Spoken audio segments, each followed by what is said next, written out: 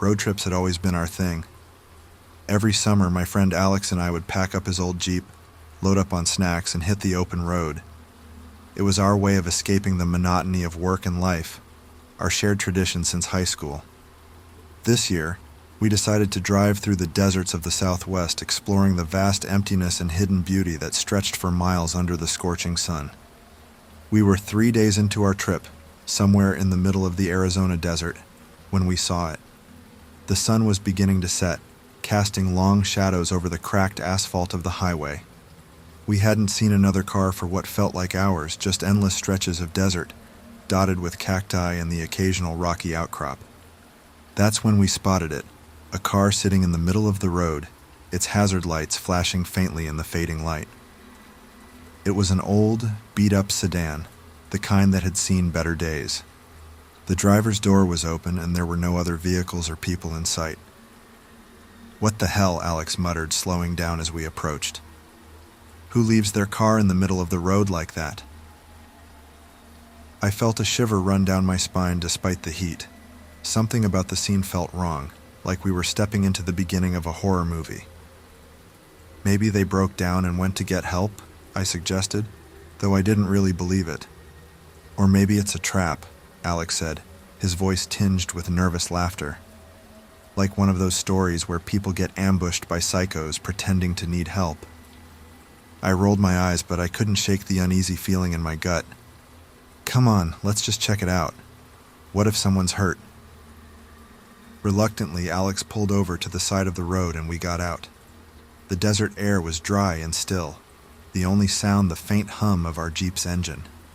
I squinted against the setting sun, my heart pounding as we approached the car. It looked even worse up close.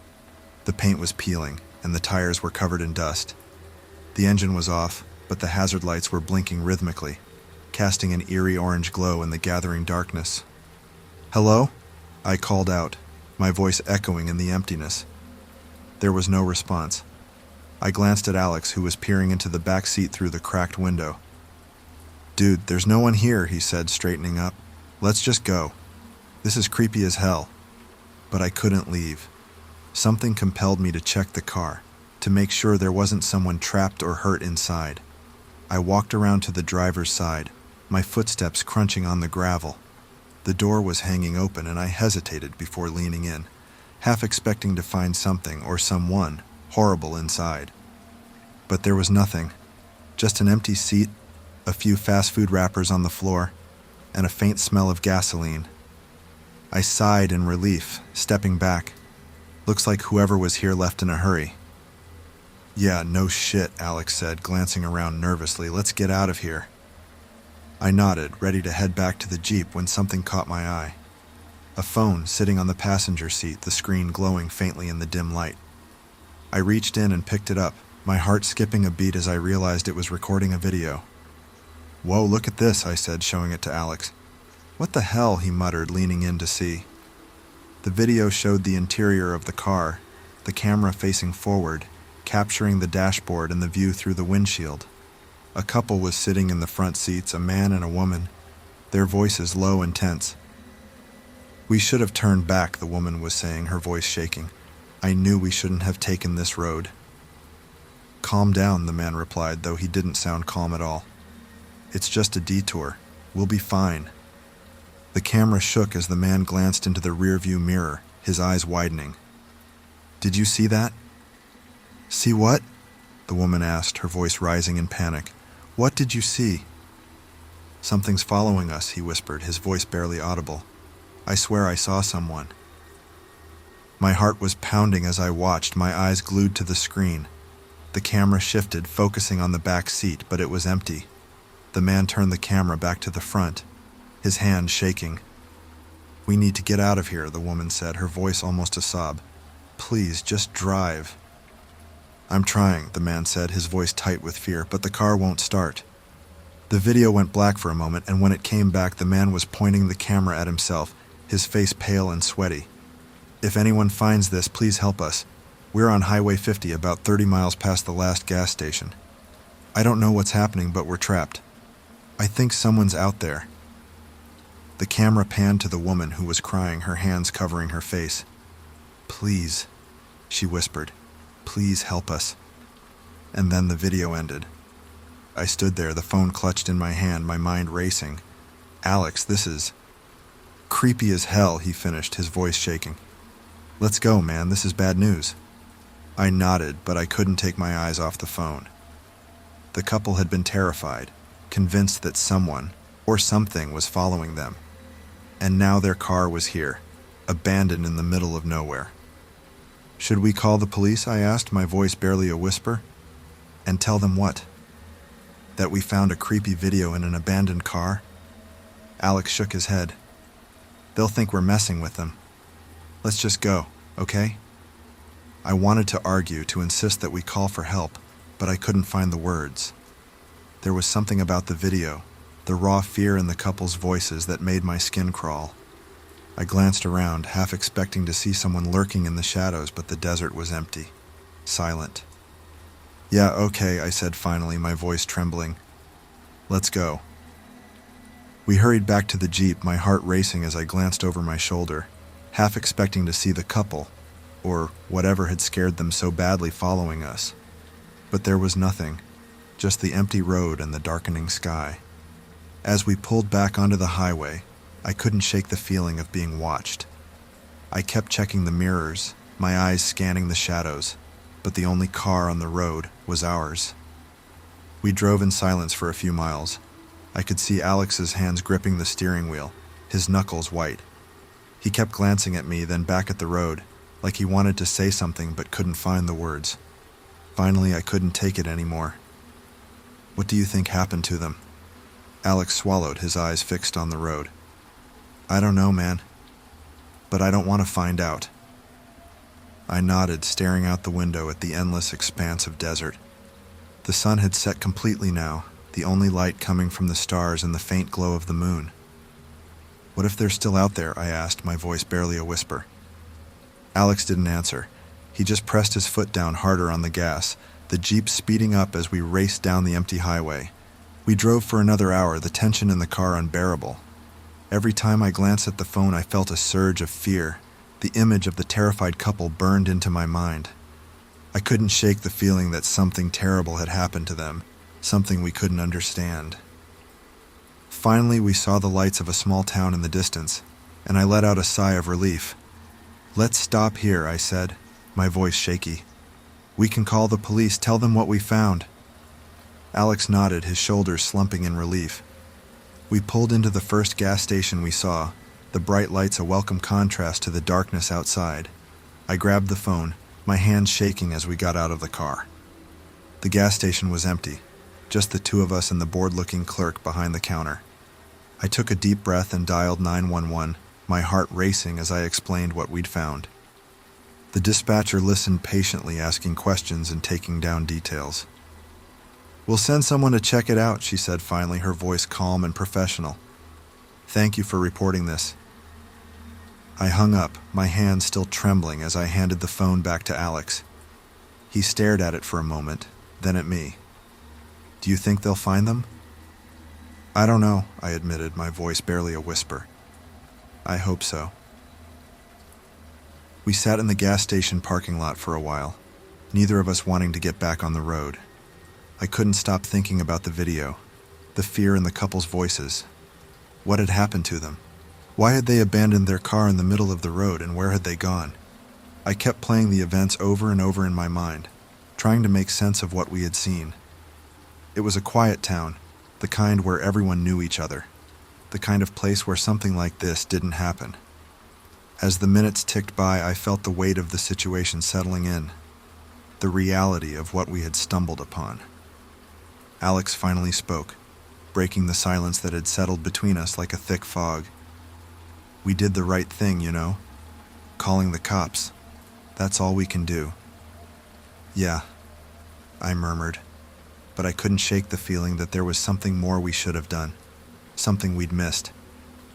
I glanced around the parking lot, my eyes scanning the darkened buildings and empty streets, half expecting to see something lurking in the shadows.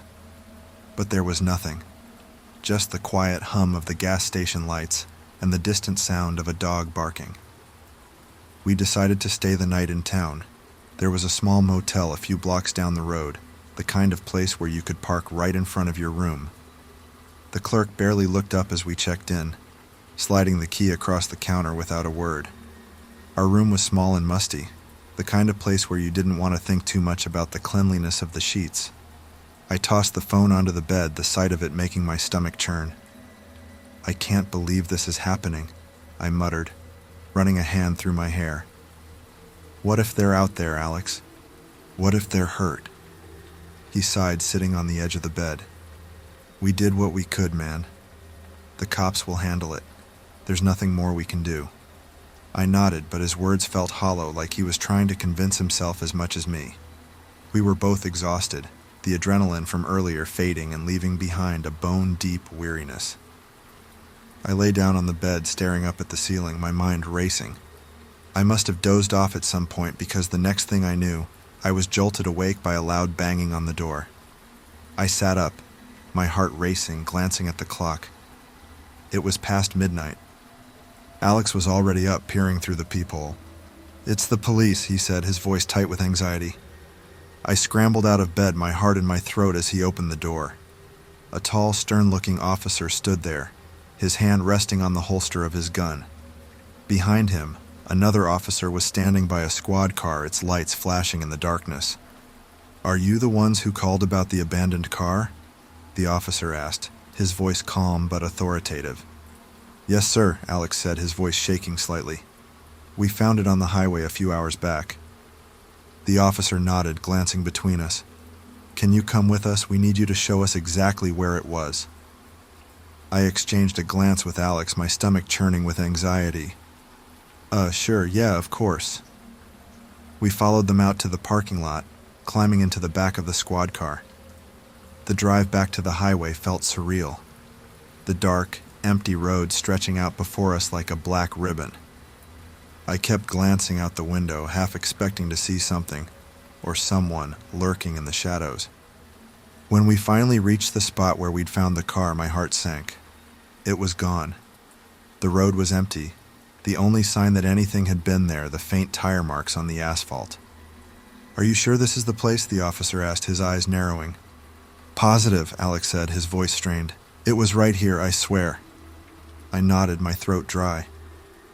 It was parked right in the middle of the road. The hazards were on. We saw it. The officers exchanged a look, their faces unreadable. "We've had patrols out here all night," one of them said. "There's been no sign of an abandoned car. Are you sure you weren't mistaken?" I felt a surge of frustration and fear. "No, we're not mistaken. There was a car, and we found a phone with a video of the people who were driving it." "Do you still have the phone?" the officer asked, his tone skeptical. "Yes, it's back at the motel," Alex said quickly. "We can show you." The drive back to the motel felt like a blur, my mind racing with 1,000 thoughts. Had we imagined the whole thing? Was this some kind of elaborate prank? But the fear in that video had been real. I knew it had been real. When we got back to the motel room, I grabbed the phone from the bed and handed it to the officer. He watched the video in silence, his expression darkening as it played. When it ended, he looked up, his eyes serious. "Where did you say you found this?" "In the car," I said, my voice shaking. "It was on the passenger seat." The officer nodded, handing the phone back. "We'll file a report and see if we can find out who these people are. In the meantime, I suggest you two get some rest and stay in town for a day or two. We might need to ask you more questions." "Do you think they're okay?" I asked, my voice barely a whisper. The officer didn't answer, just gave me a tight-lipped smile before turning and walking out. The door clicked shut behind him, leaving Alex and me standing there in stunned silence. "I don't like this man," Alex said, his voice strained. "This whole thing feels off." I nodded, my stomach churning with anxiety. "I know, but what else can we do?" We spent the next day in a daze, holed up in the motel room, jumping at every sound. I kept the phone close, replaying the video over and over, looking for some clue, some detail we'd missed. But there was nothing. Just the couple's fear in the dark, empty road. That night I barely slept, my mind racing with possibilities. What if they were hurt, trapped somewhere? What if they needed help and we were just sitting here doing nothing? I tossed and turned, my heart pounding, until finally I couldn't take it anymore. "I'm going back," I said, sitting up and throwing off the covers. Alex groaned, rolling over to face me. "What are you talking about?" "I'm going back to the spot where we found the car," I said, my voice trembling.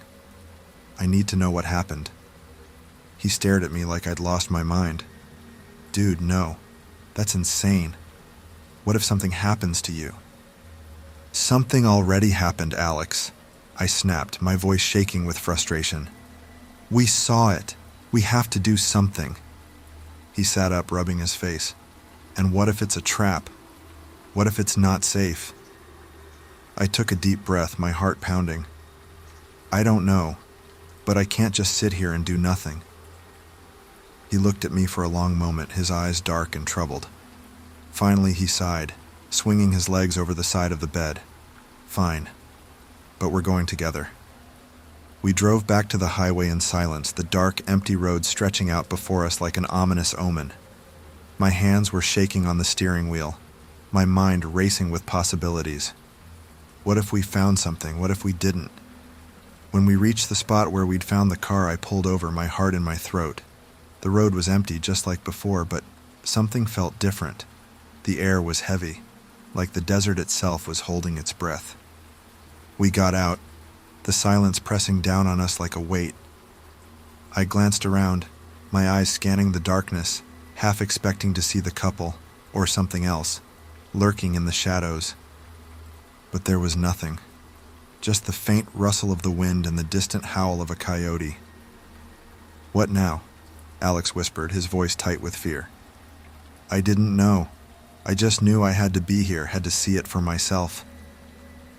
I took a step forward, my heart pounding in my chest, my eyes straining to see in the darkness. And that's when I saw it. A faint light flickering in the distance down a narrow dirt road that branched off from the highway. I glanced at Alex, his face pale and scared in the moonlight. "Do you see that?" I whispered, my voice barely audible. He nodded, his eyes wide. "Yeah, what is it?" "I don't know," I said, my voice trembling. "But we have to find out."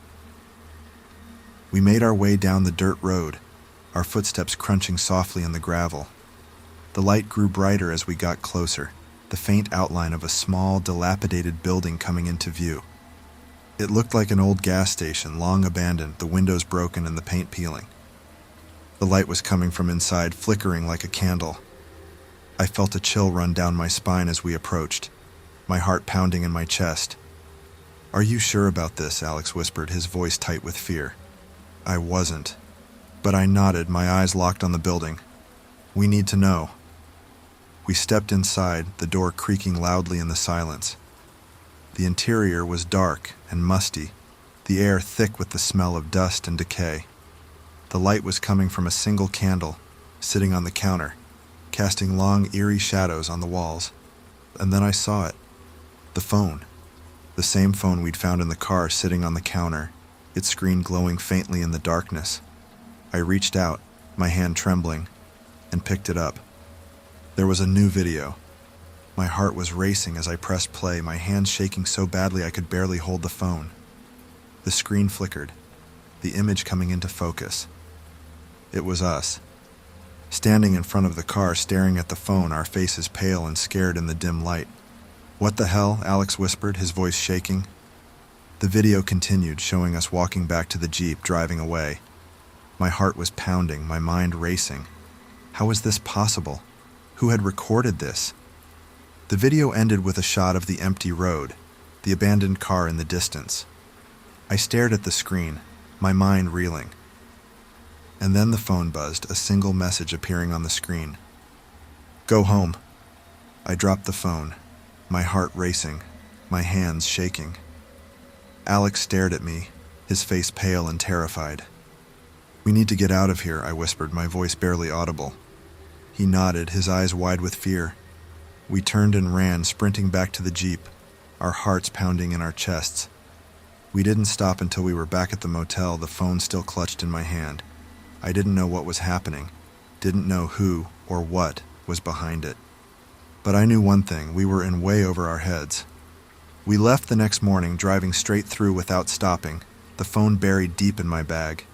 I didn't want to look at it, didn't want to think about what we'd seen.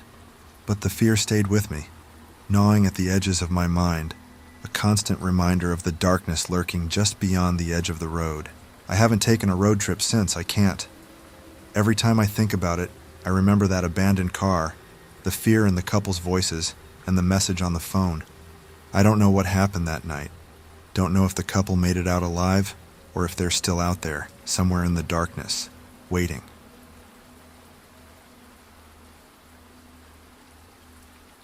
I've always hated long drives, but sometimes they're unavoidable. This time it was for a job interview across the state. I'd been driving for hours, the sun setting behind me as I made my way through a desolate stretch of highway. The kind of road where you go miles without seeing another car, just endless asphalt and barren fields. It was already dark when I realized I needed to stop, both for a bathroom break and to grab some caffeine. I'd seen a sign for a rest stop a few miles back and figured it was my best option. When I finally pulled in, the place was almost pitch black, lit only by a few flickering lights that made everything look even more sinister. There were a few parking spots in front of a small building, but no cars. No trucks, no other travelers, just me. I hesitated for a moment, considering driving on, but the urge to pee was too strong. I parked right in front of the entrance, left my car running, just in case, and stepped out into the chilly night air. The building looked old, with a faded rest area sign barely visible above the door. I took a deep breath and headed inside. The interior was just as depressing as the outside. Dingy linoleum floors, a couple of vending machines, and 2 doors labeled men and women. The fluorescent lights buzzed overhead, casting a sickly yellow glow on everything. I quickly found the men's room and did my business, all the while listening to the echoing silence that filled the place. As I washed my hands, I glanced at myself in the mirror. I looked tired, stressed. I splashed some water on my face and tried to shake off the unease that had settled in my gut. It's just a rest stop, I told myself. Nothing to be scared of. When I stepped back into the main area, I noticed something that made my heart skip a beat. A car had pulled in next to mine, its headlights glaring through the dirty windows. It was an old, rusty sedan, the kind you'd expect to see in a horror movie. I glanced around, expecting to see the driver, but no one was there. The car was just sitting there, idling, its engine rumbling softly. I shrugged it off and walked over to the vending machines, fishing some change out of my pocket. I needed a caffeine boost if I was going to make it through the rest of the drive. As I bent down to grab my soda, I heard the car engine cut off and then the sound of a car door creaking open. I turned slowly, my nerves on edge. A man stepped out, tall and lanky, wearing a brown leather jacket that looked like it had seen better days. He had a full beard and his eyes were hidden under the brim of a baseball cap. He didn't look at me, just stood there for a moment, both hands in his pockets, staring at the ground. Something about him made me uncomfortable, but I tried to ignore it. I grabbed my drink and turned to leave, but he was suddenly right in front of me, blocking the exit. I froze, my heart pounding in my chest. "Hey," he said, his voice low and rough. "Got a light?" I shook my head, holding up my soda can as if to show that I didn't smoke. "No, sorry." He stared at me for a moment, his eyes narrowing. "You traveling alone?" The question sent a jolt of fear through me. No. I'm meeting up with some friends in a bit." He didn't respond, just kept looking at me with those dark, unreadable eyes. I glanced past him, looking for any way out. The rest stop felt smaller, like the walls were closing in. I took a step back, my hands shaking as I tried to keep my voice steady. "Look, man, I've got to get going," I said, trying to sidestep him. But he didn't move, his hand shot out, grabbing my arm in a grip that was too strong for someone so lean. I yanked my arm away, my heart racing. "What do you want?" I demanded, trying to sound braver than I felt. He just smiled, a slow, chilling grin that made my blood run cold. "Just being friendly." Friendly. Right. Every instinct in my body was screaming at me to run, but he was still between me and the door. I glanced around the room, looking for something. Anything. that I could use to defend myself. That's when I saw it. The janitor's closet, the door slightly ajar, with a long metal mop handle sticking out. Without thinking, I lunged for it, yanking the handle free just as he reached for me again. I swung it blindly, the metal connecting with his arm. He let out a grunt of pain, stumbling back, his hand slipping into his jacket. I didn't wait to see what he was reaching for. I bolted out the door, my legs pumping as I sprinted for my car. My keys were in my hand, my fingers trembling as I fumbled to unlock the door. I could hear his footsteps behind me getting closer. I threw myself into the driver's seat, slamming the door shut just as he reached for the handle. I locked the doors and hit the gas, the tires screeching as I tore out of the parking lot. In the rear-view mirror, I saw him standing there, his face twisted with rage, his hand still buried in his jacket. I drove like a madman, my heart racing, my mind struggling to process what had just happened. I didn't stop until I reached the next town, my hands shaking so badly I could barely hold the wheel. I pulled into a brightly lit gas station, parked under the glaring lights, and finally let out a breath I didn't know I'd been holding. I called the police, trying to explain what had happened, but by the time they got to the rest stop, the man and his car were gone. No sign that anyone had been there. I stayed in that town for the night, too shaken to continue driving. The next day I completed the rest of my trip without incident, but I couldn't shake the feeling that I'd been incredibly lucky. I don't know what that man wanted, but I'm certain it wasn't just a light. Now every time I pass a rest stop on the highway, I feel a shiver run down my spine. I haven't stopped at one since. I always make sure to fill up on gas and use the bathroom before I hit the road. Road trips are meant to be fun, but this last one, has forever changed me.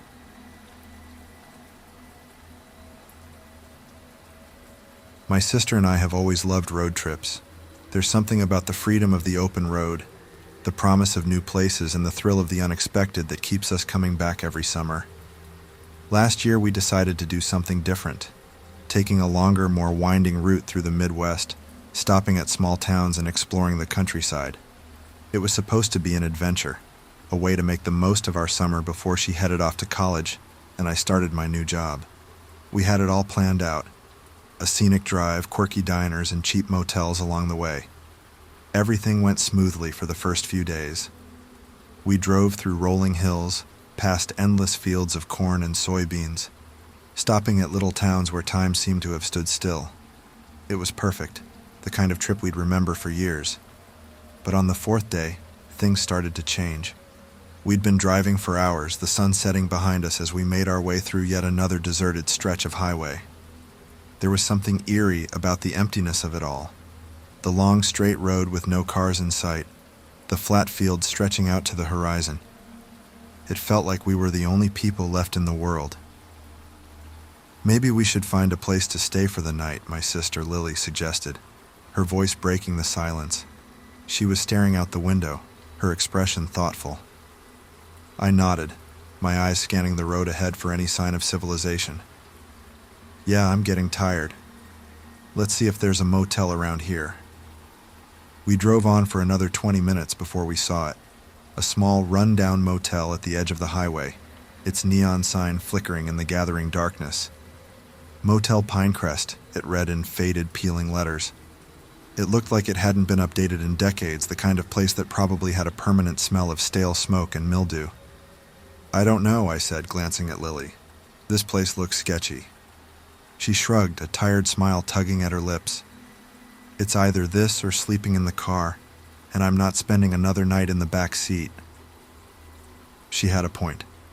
We pulled into the gravel parking lot, the tires crunching loudly in the stillness. There were only a few cars parked outside the row of dimly lit rooms, the whole place looking deserted. I couldn't shake the feeling that we were the only guests. We stepped out of the car, the air cool and quiet around us. A few crickets chirped in the distance, their song the only sound.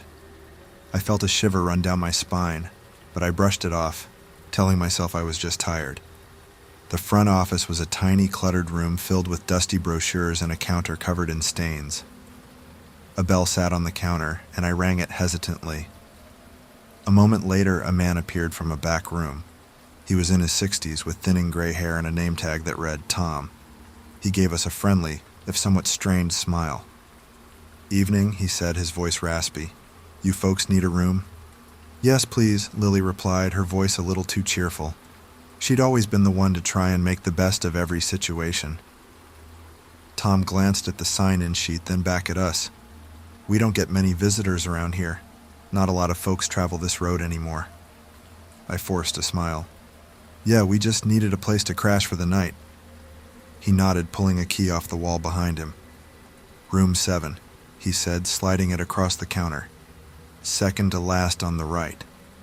"Thank you," Lily said, taking the key. We headed out to the car to grab our bags, the cool night air feeling heavy around us. I couldn't shake the feeling that we were being watched, but when I looked around, the parking lot was empty. I shrugged it off and followed Lily to our room. Room 7 was exactly what I'd expected. Musty, outdated, with worn-out carpets and a tiny flickering TV. But it was clean enough, and after a long day of driving, it felt like a palace. "Home sweet home," Lily said with a grin, dropping her bag on the bed. I laughed, the tension easing a bit. "Yeah, it'll do." We spent the next hour watching bad TV and snacking on the junk food we'd picked up at the last gas station. It felt good to relax, to just sit back and forget about the long, empty road we'd been on all day. But then, around 11, the noises started. At first, it was just a faint thumping sound, like something heavy being dragged across the floor.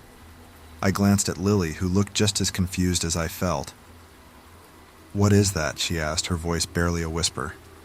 I shrugged, straining to listen. It was coming from the room next door, room 8. The thumping continued, followed by a low, muffled sound that I couldn't quite make out. It almost sounded like crying.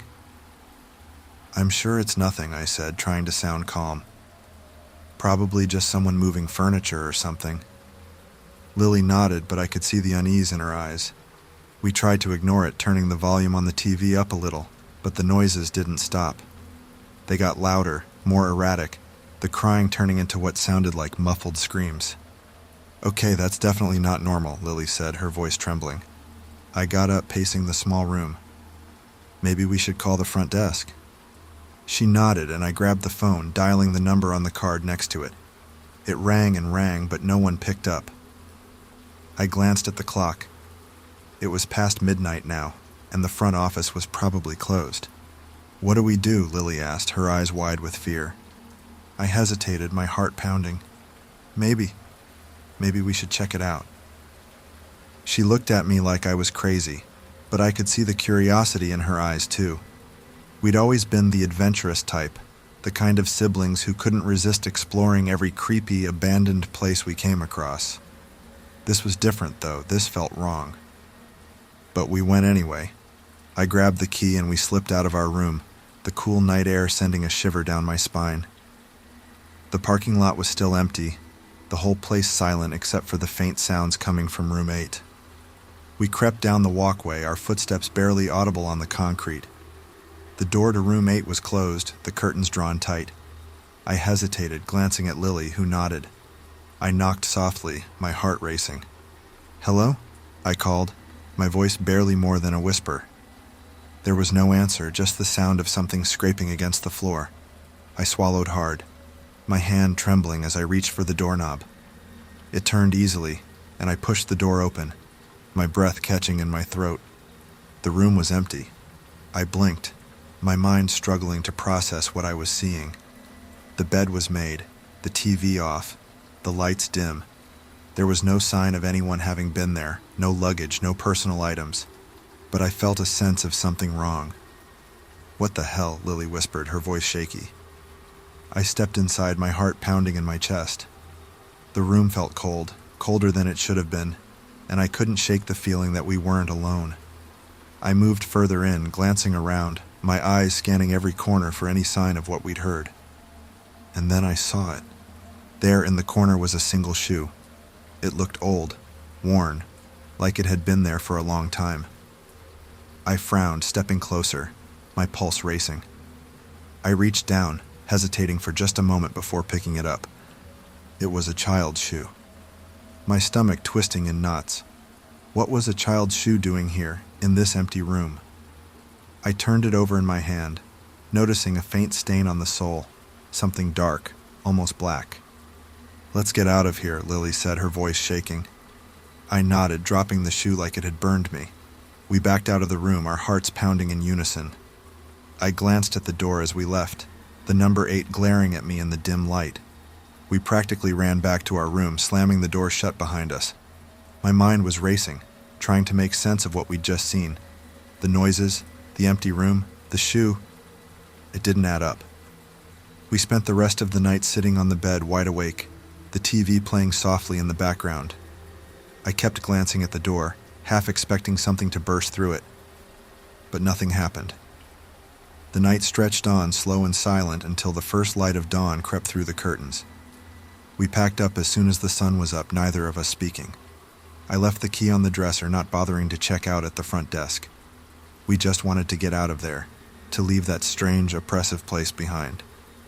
As we drove away, I glanced in the rearview mirror, the motel growing smaller and smaller until it was just a speck on the horizon. I tried to shake off the unease that clung to me, but it was no use. The memory of that empty room, the sound of those muffled cries, haunted me. We didn't talk about it for a long time, not until months later when I found myself alone in the house one night, the silence pressing down on me. I called Lily, and we finally talked about what had happened. She admitted that she'd been having nightmares, dreams of a child's voice calling out to her, begging for help. I told her about the shoe, about the dark stain on the sole, and she went quiet. Do you think something happened there? Something bad?" I didn't know what to say. I didn't want to think about it, didn't want to imagine what kind of horror might have unfolded in that room, but I couldn't shake the feeling that we'd stumbled onto something we weren't meant to see. I looked up the motel online a few days later, curiosity gnawing at me.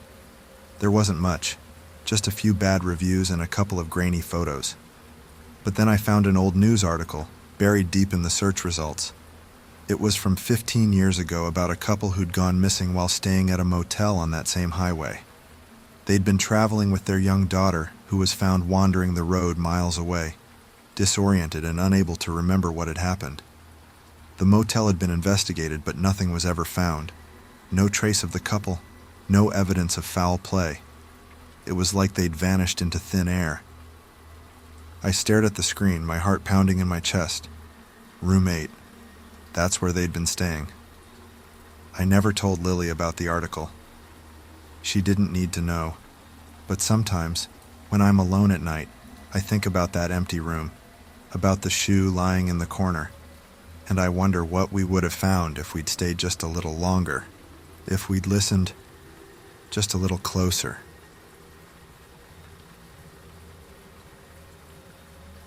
I'll never forget that road trip. It was supposed to be one last hurrah before college, just me and my best friend Nick driving cross-country, soaking in the freedom of the open road. We'd been talking about it forever, planning every detail, from which weird roadside attractions to visit to what snacks to stock up on. We were on top of the world, blasting music, making stupid jokes, and taking detours just for the hell of it. It felt like nothing could go wrong. And then we saw her. She was just standing there, all alone on this empty stretch of highway, looking like she'd been through hell and back. Nick glanced at me, and I could tell we were both thinking the same thing. I mean, who hitchhikes anymore? But there was something about her. Maybe it was the way she looked at us, like she was begging for a break. We couldn't just leave her there. "Should we?" Nick asked, gripping the steering wheel a little too tight. I shrugged, trying to play it cool even though my stomach was doing flips. I mean, what's the worst that could happen?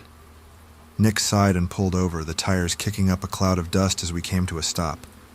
She jogged over, looking relieved, and leaned down to look through the passenger window. "Thanks so much for stopping," she said, a bit breathless. "I've been out here for hours. My car broke down a few miles back." "No problem," Nick replied, unlocking the doors. "Hop in." She slid into the back seat, throwing her backpack beside her. I turned around to give her a friendly smile. "Where are you headed?" "Just to the next town," she said, glancing between us nervously. "I really appreciate this." We made small talk for a while, and she told us her name was Lisa. She was heading to visit family, she said. I tried to keep the conversation going, but something about her felt off. She was jumpy, kept glancing at the mirrors like she was expecting someone to show up behind us, but I didn't think too much of it. After all, it had to be scary out there all alone, right? Maybe she was just spooked from being stranded in the middle of nowhere. We were quiet for a bit, the only sound the hum of the engine and the faint tunes from the radio. I was just starting to relax when she spoke again.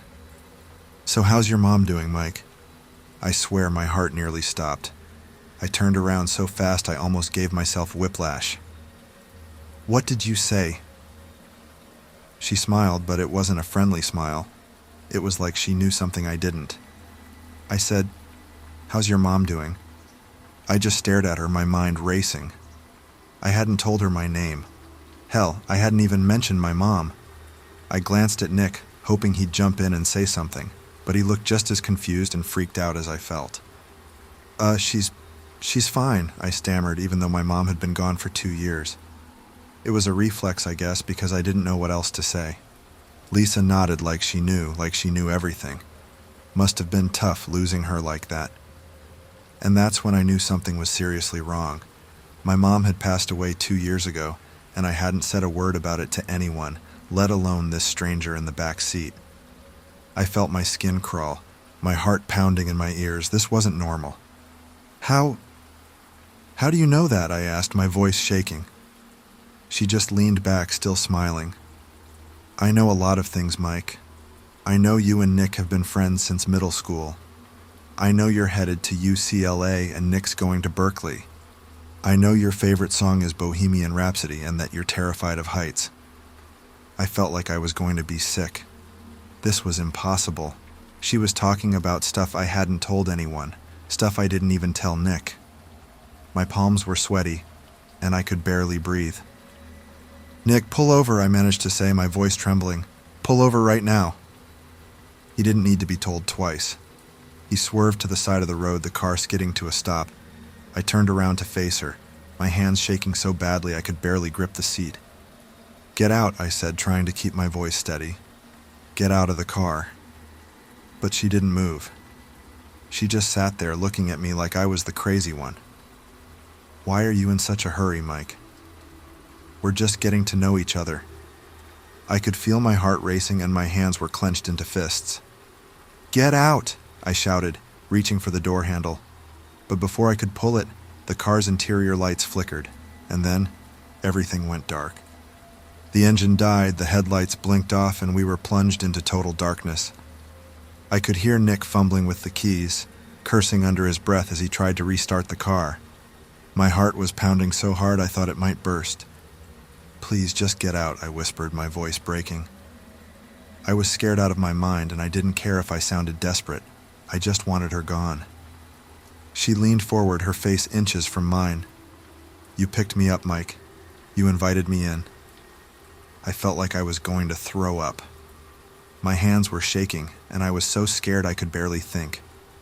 And then, just as suddenly as it had gone dark, the lights flickered back on. The engine roared to life, and the headlights flooded the road ahead. But she was gone. I spun around, my heart racing, but the back seat was empty. Her backpack was gone, the door was closed, and there was no sign that anyone had ever been there. I looked at Nick, who was pale and shaking, his hands gripping the steering wheel like a lifeline. "Did that just happen?" he whispered, his voice barely audible. I couldn't speak. My mind was spinning and I felt like I was going to pass out. We sat there for what felt like hours, just staring at each other, trying to make sense of what had happened. Finally, Nick put the car in gear and pulled back onto the highway, his hands still trembling. We didn't say a word. We just drove, the silence between us heavy and suffocating. We didn't stop until we reached the next town, and even then, we barely spoke. We checked into a cheap motel, locking the door behind us and pushing the dresser against it, just in case. I didn't sleep that night. Every time I closed my eyes, I saw her face, heard her voice whispering my name. The next day, we tried to convince ourselves it had been a prank, that she'd slipped out when the lights went off, that we'd imagined the whole thing. But deep down, we both knew the truth. I don't know who or what she was, but she knew things she shouldn't have, things no one could have known. We made it to California, but the trip wasn't the same. The excitement was gone, replaced by a lingering fear that never really went away. I still think about her sometimes. Wonder if she's out there on that lonely stretch of highway, waiting for the next car to pass by. I haven't told anyone else about what happened. Nick and I don't talk about it either. It's like an unspoken agreement between us. We pretend it never happened, that it was all just a bad dream. But sometimes late at night I think I hear her voice, whispering my name, asking for a ride, and I know deep down that we didn't imagine it. She was real, and she's still out there somewhere,